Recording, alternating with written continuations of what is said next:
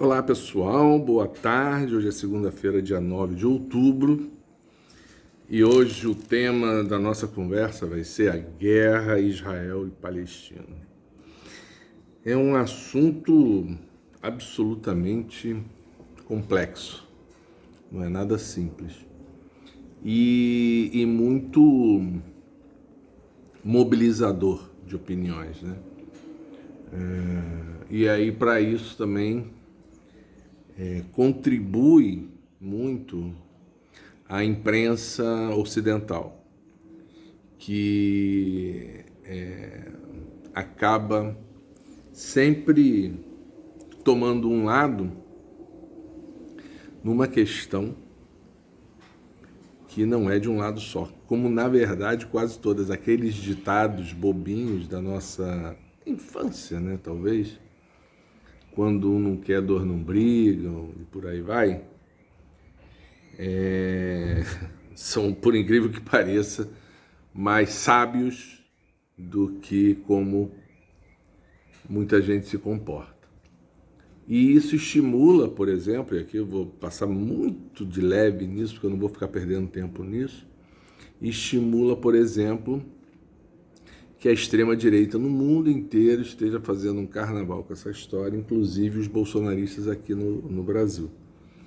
Que, enfim, que aí fazem uma grande confusão, e nós vamos tentar aqui dar uma destrinchada nisso, faz uma grande confusão de quem um dia na vida, ou que hoje, atualmente, defende uma Palestina livre e uma Palestina reconhecida como Estado, que nós vamos aprofundar aqui, são que essas pessoas, inclusive eu me incluo, né, entre elas, são apoiadoras de terrorismo.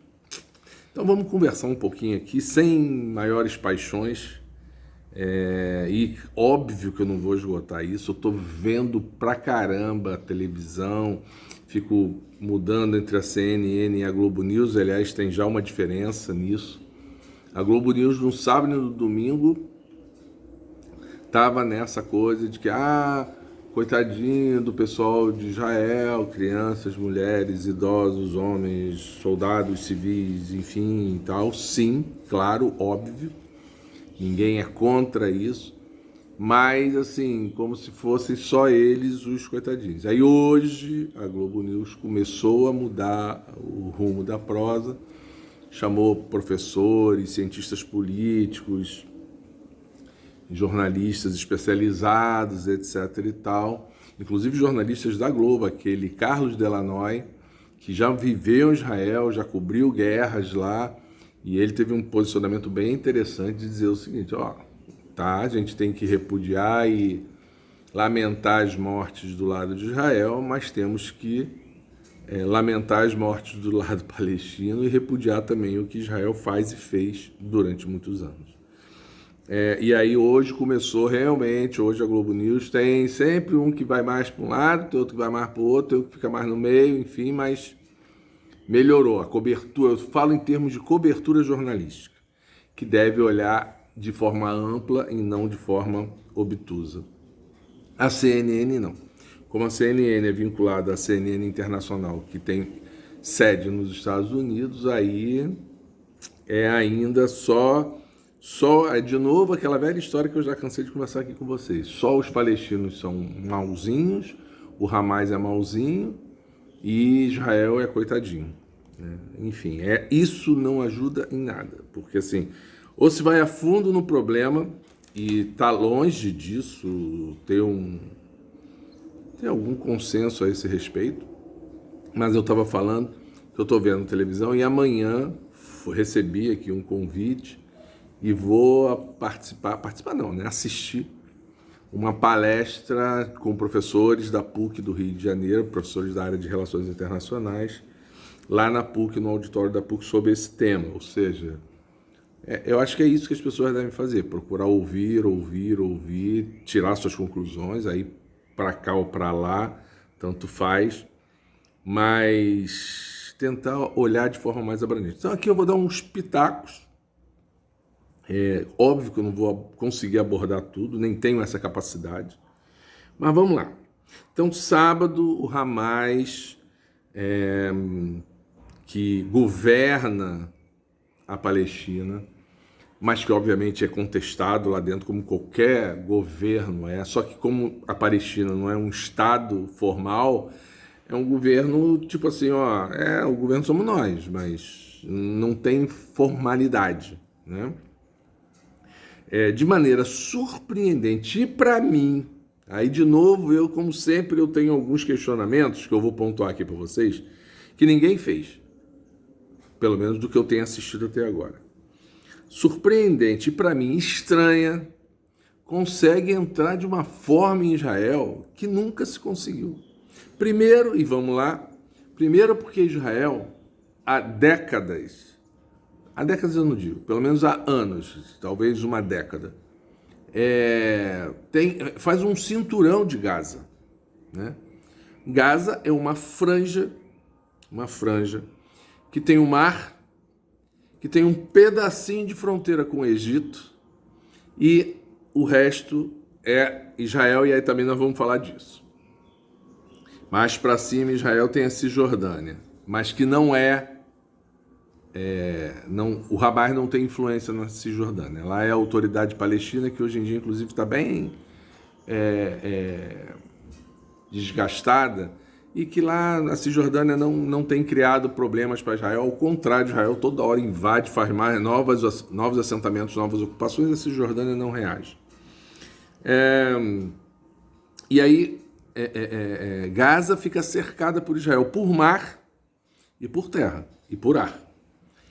O mar, gente, não é cercada agora por causa do que aconteceu. É cercada há pelo menos 10 anos, inclusive no mar. Tem frota de Israel que fica circulando ali no mar, impedindo que cheguem insumos para a faixa de Gaza. Insumos, medicamentos, combustível, tudo, alimentos e tal.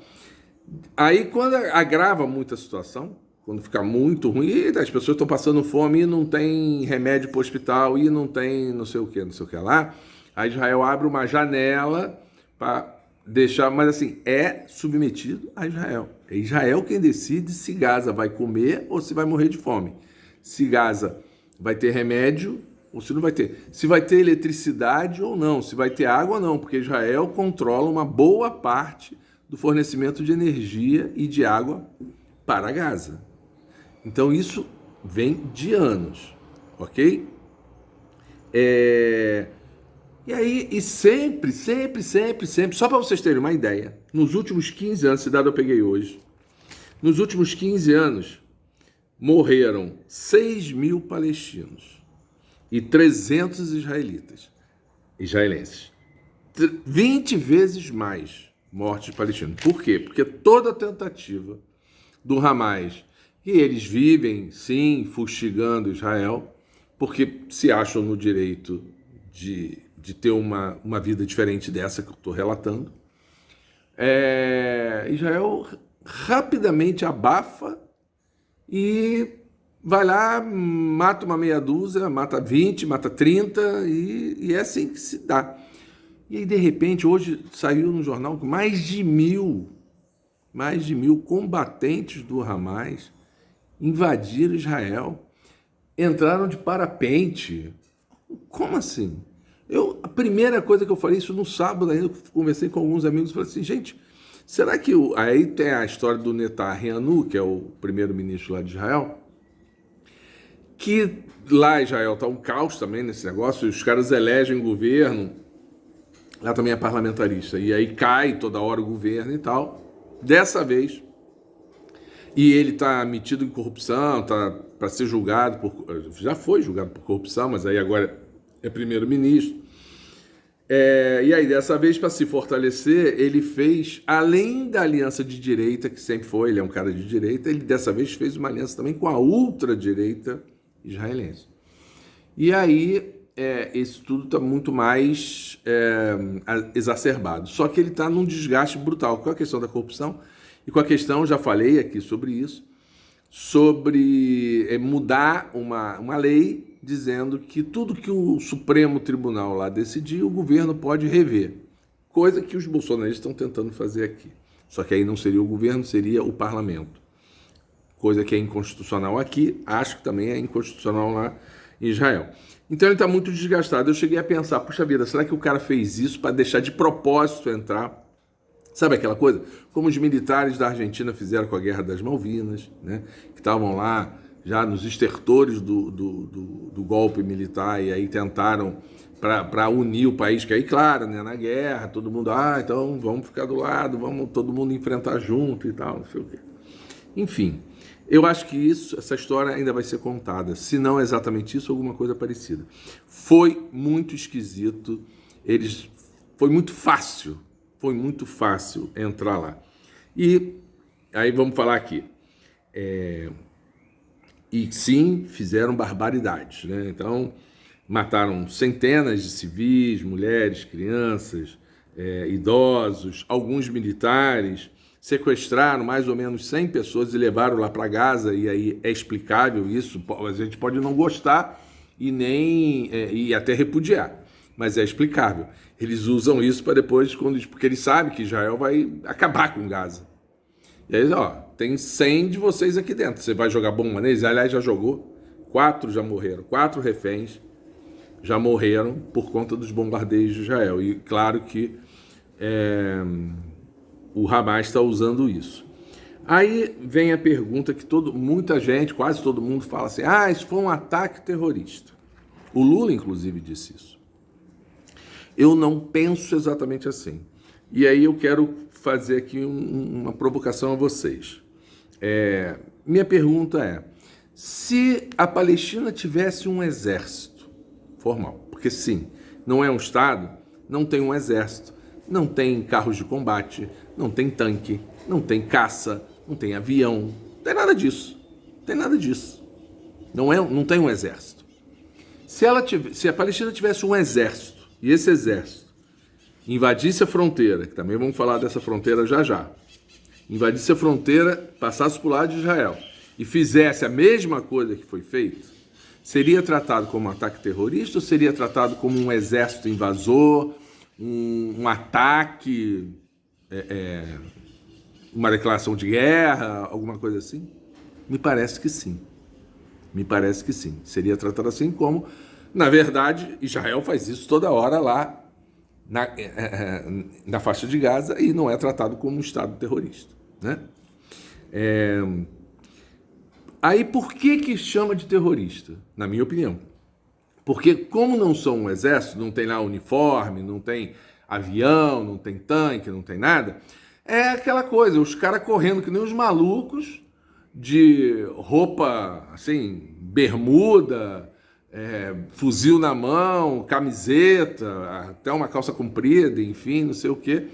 E aí parecem, né, os traficantes aqui do Rio de Janeiro quando fazem aquelas incursões malucas também que eles fazem.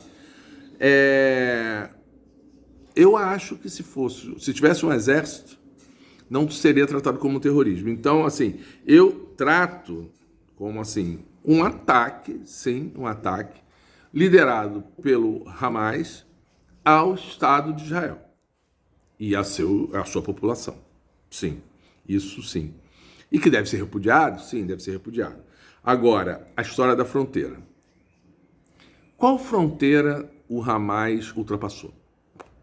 Primeiro vamos lembrar, antes de 1947, porque Israel existe ali a partir de 48 por uma decisão da ONU pós-Guerra Mundial, porque os judeus estavam espalhados pelo mundo e não tinham a sua terra, não tinham onde ficar.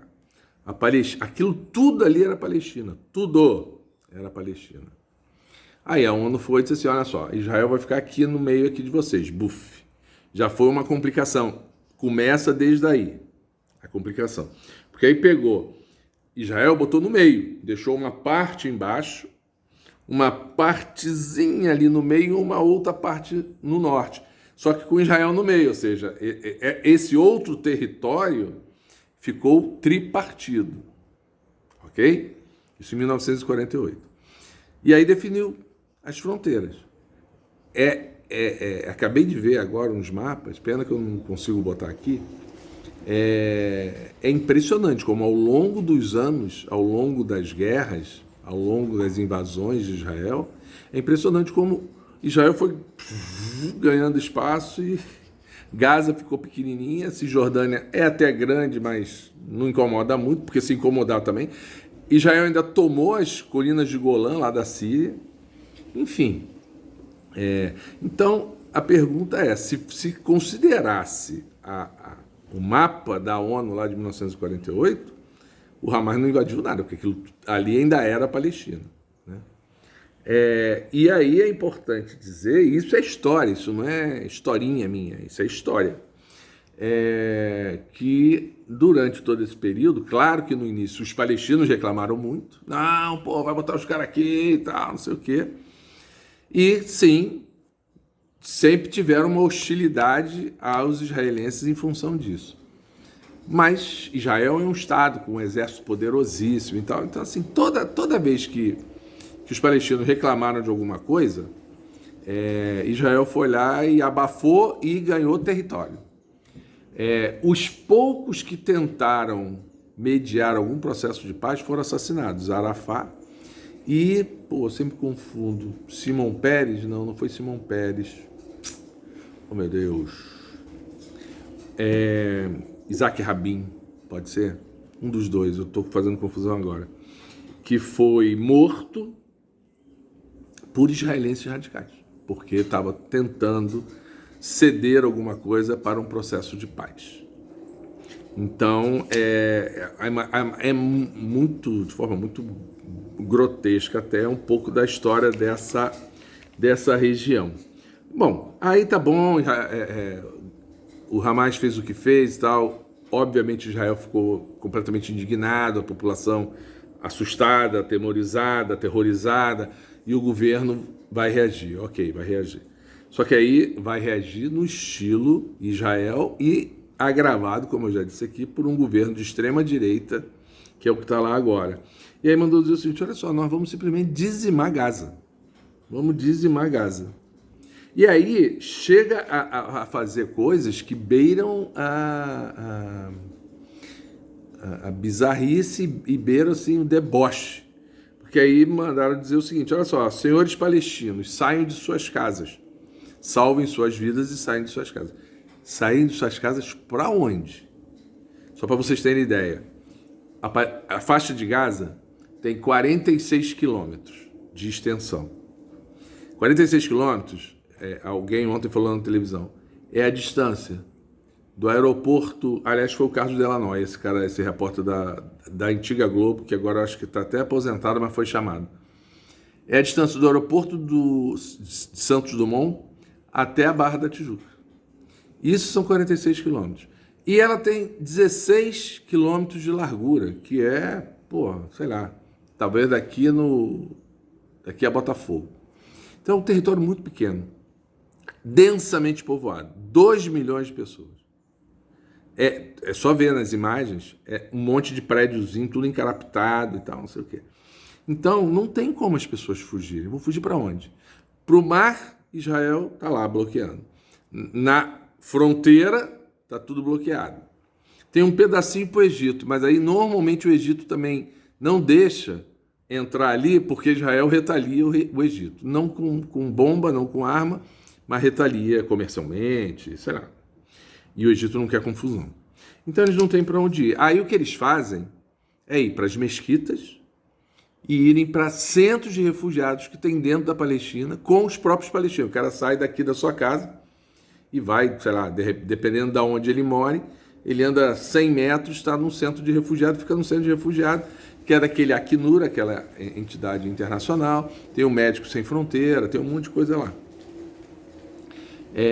E tem 120 mil palestinos, mais ou menos, foram para centros de refugiados. O problema é que Israel bombardeou o centro de refugiados. Nós vamos ver aqui. Aliás, o Papa se manifestou sobre isso.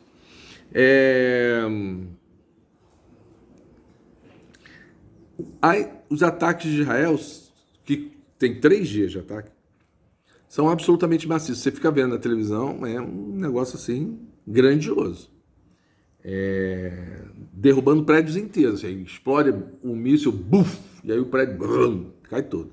Obviamente, tem alguém ali dentro, pode não estar lotado o prédio, porque é gente que fugiu pro refúgio lá.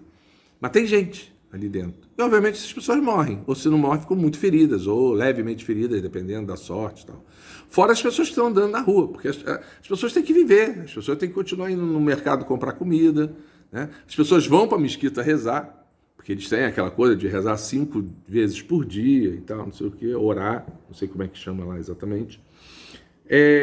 E sim, também está matando civis, também está matando mulheres, crianças, idosos e, como eu já disse, até reféns israelenses que estavam lá. Claro que o Hamas pegou esses reféns exatamente para isso, para ver se Israel vem mais devagar e não nessa volúpia toda. Gente, aí assim, depois eu volto a falar em algumas coisas aqui, só tem uma saída, que a ONU já determinou há décadas, e determina sempre, acho que todo ano a ONU tem essa determinação. O problema é que no Conselho de Segurança, os Estados Unidos, que faz parte, veta, e aí essas coisas só passam quando tem unanimidade no Conselho de Segurança, e que é a criação do Estado da Palestina. Então, assim, Estado de Israel, Estado da Palestina, infelizmente, com essas fronteiras que estão atuais, que ninguém vai conseguir aumentar de novo o espaço da Palestina, mas com estados, e aí estados que assim, com um governo que aí possa fazer diplomacia com outro governo e dizer, não, calma, peraí, nada disso, vamos manter a paz aqui, vocês ficam lá quieto no canto de vocês, a gente fica quieto no nosso canto, enfim. Mas aí, claro, um Estado sem as restrições que Israel hoje impõe à faixa de Gaza, obviamente, né? Só que isso, há décadas que isso tenta acontecer e nunca que acontece, então acho muito difícil que isso em pouco tempo aconteça. O Conselho de Segurança, que é presidido pelo Brasil nesse momento, isso é rotativo e transitório, se reuniu ontem, mas exatamente a proposta era um cessar-fogo e busca de entendimentos e tal, não sei o quê, não para isso exatamente, mas pelo menos para parar o massacre de ambos os lados, e não houve consenso. Não tem informação de quem não deu consenso ou quais países não deram consenso, mas não houve consenso. De coisas assim, só para a gente ter uma noção, o Papa deu uma declaração muito boa, dizendo que terrorismo e guerra só servem para trazer dor e não ajudam em nada, que é preciso paz e é preciso reconhecer os dois estados, as duas nações. O Papa disse isso.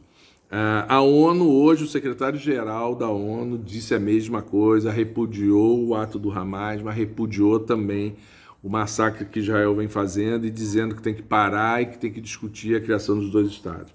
A Alemanha, a China, a Rússia, a Suíça, a Noruega, vários outros países, peguei esses, estão implorando pelo fim das hostilidades e negociações em busca de algum tipo de pacificação, mesmo que momentânea, como momentâneo é há 75 anos, desde 1948. Nesse momento, o número de mortos apresentado é de 1.600 no total, sendo 900 de Israel e 700 de palestinos. Até pouquinho tempo atrás, eu estava bastante desconfiado desses números também, porque assim, o atentado a Israel foi no sábado.